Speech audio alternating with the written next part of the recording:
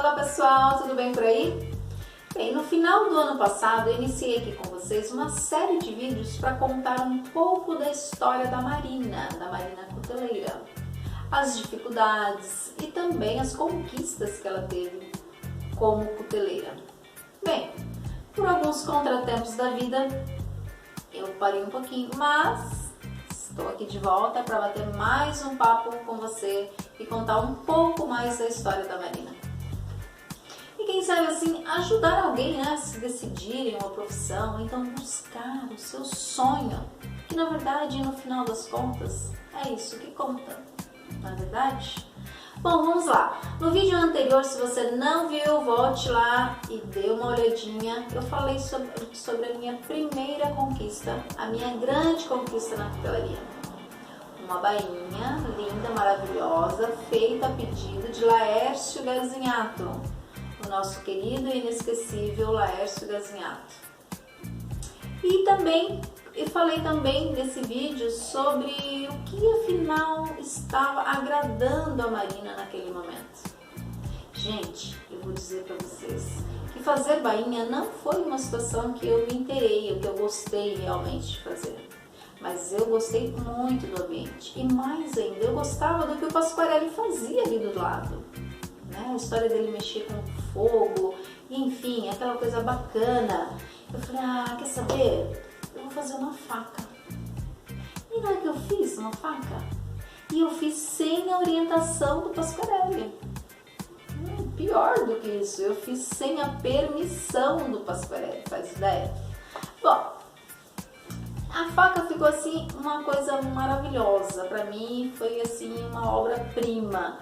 E eu gostei demais de fazer aquilo. E eu me lembro como se fosse hoje de tudo que eu fiz, da forma que eu fiz. Ela era uma faca pequena, né? Um laço provavelmente devia ser um carbono, mas eu não lembro qual laço foi. Mas para mim foi muito bacana. E a empunhadura dela, o cabo dela, eu fui no quintal e peguei um pedaço de goiabeira e coloquei lá na faca e pra mim ficou show, ficou muito bacana. Bom, mas eu tava assim meio receosa, né? Porque afinal de contas eu tava fazendo lá uma faca assim, meio que na escondida e tal, então eu deixei ela meio reservadinha lá, guardadinha. Mas um dia eu dei mole lá e a faca ficou lá em cima da bancada. E não é que o Pasquarelli me viu a faca? E ele olhou para aquilo, né, para a faca em cima da bancada, e ele falou, tinha essa faca? Eu falei, nossa, ele identificou aquele objeto como sendo uma faca. Você imaginou a minha alegria, a minha felicidade? Ele tinha feito uma faca. Foi muito legal aquilo. Mas teve outro lado, né? Como que eu ia falar para ele agora que eu fiz a faca escondida dele ou sem a permissão dele? Mas eu falei, bom, fui eu que fiz a faca, e aí, você gostou? E fiquei esperando, né, uma resposta. Bom, mas quem conhece o Pasquarelli vai saber exatamente o que ele fez. Ele fez exatamente o que ele faria com qualquer outra pessoa naquele momento. Ele virou as costas, me deixou sem resposta, simplesmente saiu. Pior do que isso, né? Me deixou sem saber o que afinal ia acontecer, se ele tinha gostado, se ele ia, sei lá, me dar aí uma dura, uma bronca, enfim. Eu sei que ele saiu e depois de um longo tempo, pela minha agonia, foi muito tempo, e ele voltou. E ele olhou pra faca e olhou pra mim e falou, foi você mesmo quem fez essa faca? Eu falei, fui eu que fiz a faca. E aí ele falou, nossa, ficou muito bacana a faca. Eu falei, sério? Então eu vou poder fazer facas? Aí ele falou, não falei que você sabe fazer facas, eu falei que a faca ficou legal, só isso. Mas se você quer aprender a fazer faca, você pode me ajudar a fazer facas. E aí você pode aprender a fazer facas. Tem lógica, né? Tudo bem, eu aceitei então, falei, oba, legal, então vamos lá. E aí eu comecei a fazer coisas assim muito corriqueiras, tipo, tira a lixa, coloca a lixa, abre o forno, fecha o forno, acende a forja, desliga a forja, arruma aqui, ali, enfim, coisas assim muito corriqueiras, né? Eu limpava a oficina, eu arrumava. Mas, gente, olha que louco! Eu queria ficar ali mesmo assim. Eu ficava ali esperando, sabe? Um momento, aqueles minutos em que eu podia, sei lá, pegar um pedaço de aço e guardar, pegar um toquinho de massa abrasiva, uma madeira. Eu comecei a juntar esses tipos de coisas, sabe? Para justificar, né? Que eu, pelo menos, eu estava fazendo alguma coisa para mim, enfim. Mas eu queria ficar ali mesmo fazendo as tarefas mais corriqueiras. Doido isso, né? Bom, em algum momento, né, depois, passou algum tempo e tal, ele começou a me dar mais tarefas, né, tarefas mais importantes, tipo lixar uma lâmina, lixar o cabo de uma lâmina, de uma faca, né, o cabo das facas. Aí eu já fui me inteirando mais com essa situação, ajudava ele a fazer o tratamento térmico e tal.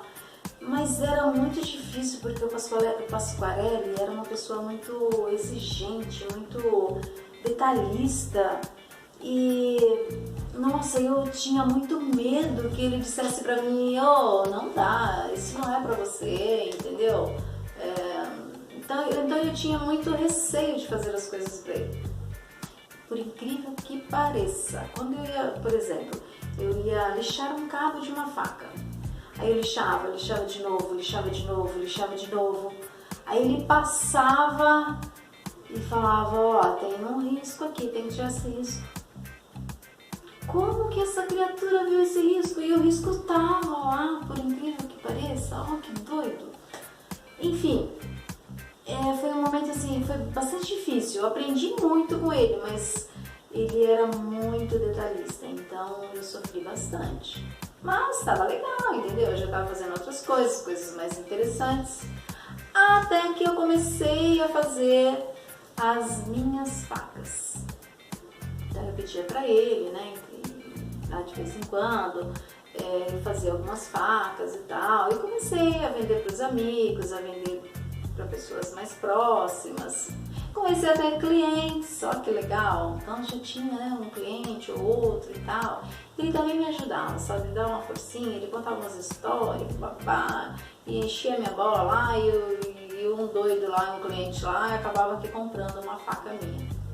Na verdade, ele queria me ajudar, né, nesse momento. Eu estava precisando mesmo de me firmar, né, nessa profissão. Mas o firmar nessa profissão, eu tinha que abrir mão de muita coisa. Então foi assim, uma fase muito difícil. Primeiro porque eu era uma típica mocinha do interior. A gente se vestia muito bem, era saltinho, saia, a gente, sei lá, para eu ir na padaria comprar o pão, eu tinha que passar um batom, uma maquiagem, entendeu? E aí de repente eu me via num ambiente totalmente bruto, rústico, entendeu? As roupas mudavam. E nessa época eu trabalhava eu tinha 3 ocupações. Eu era diretora e instrutora de autoescola no comércio da família e eu era gestora de obras também no empreendimento da família. Ou seja, me sobrava pouco tempo, né, para eu fazer as facas. E se eu quisesse realmente me dedicar às facas, eu teria que abrir mão de muita coisa.